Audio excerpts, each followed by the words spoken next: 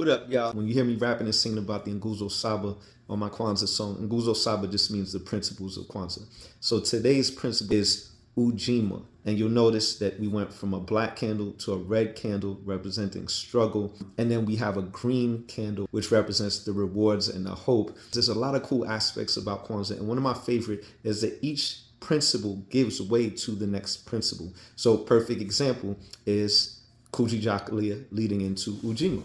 Yesterday for Kujishakalia, we talked about how difficult it is to get the awareness of self-determination, because sometimes you're fighting against others who actually have your best interests in mind, but you have your own self-defeating habits and beliefs, or you're confused. So you're actually fighting against people who would be pulling you towards your best self. And then other times you are fighting against others who do not have your best interests in mind. It's not all about fighting. It's about what are you fighting for, and what are you fighting with, and what are you fighting against? So that's why we get a red candle for the second day. It's a lot of struggle, but when you get that struggle, you're clear about your destination. You're clear about who you want to be riding with and who you don't want to be riding with. Who's more of in a parasitic relationship with you, and who's more in a mutual relationship with you. When you have the correct destination in your GPS, you get in that car, you fill up the gas, you put the pedal to the metal.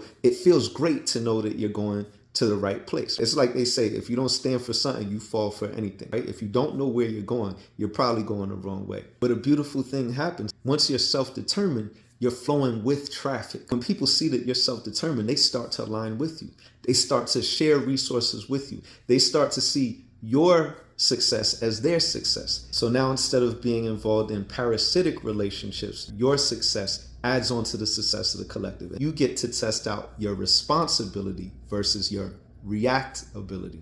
When you're in a parasitic relationship, you are reacting with a coping mechanism instead of having all your best self and your brilliance and your peacefulness and your creativity.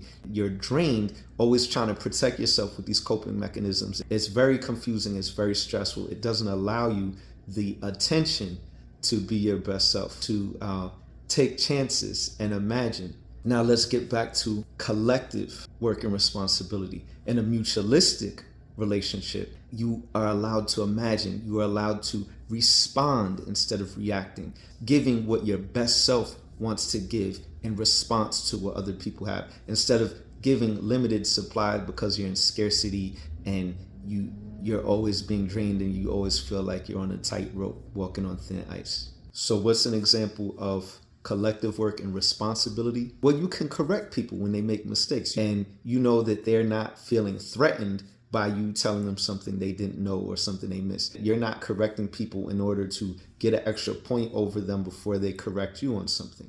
You're simply correcting because you're aligned with them, and making them better is making you better, and they appreciate that. The underlying meaning behind everything is empowering. It's not demeaning, and you don't feel like you're degrading them. So you still have all the ups and downs of life, but you have more of your attention and your genius and your creativity to bring to these projects because you're not constantly drained. You are in a collective of the closest people to you are all wanting your best and encouraging you. And yes, still correcting each other and realigning each other, but with the best intentions, with the whole game flipped around to a non-zero sum game, meaning when they win, you win. It's not only one of us can win at a time.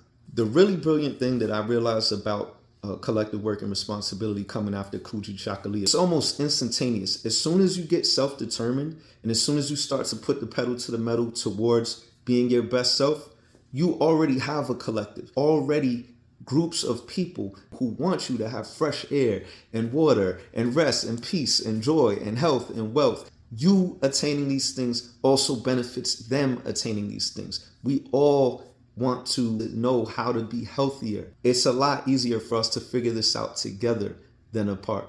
So this is a great gift that collective work comes together as soon as we are self-determined.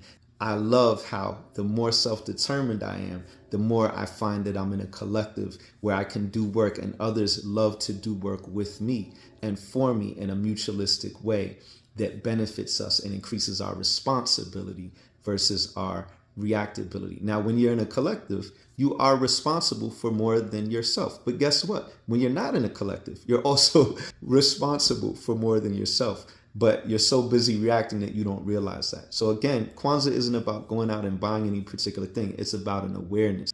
We are responsible for more than ourselves, whether we know it or not, and whether we choose it or not. But the beautiful thing is when we're self-determined, other people can actually be self-determined to be responsible for us as well. And when we're all responding to each other, things work a lot more smoothly. We get a lot more done. We're a lot less drained, and we can bring more of our best to every project. If you understand that you're benefiting other people just by being self-determined, and there's a whole collective of people who are already benefiting you before they even know you, Ujima starts to work out quite easily because it's based on Ujima. But that's enough of a hint for today. We'll talk about Ujima tomorrow.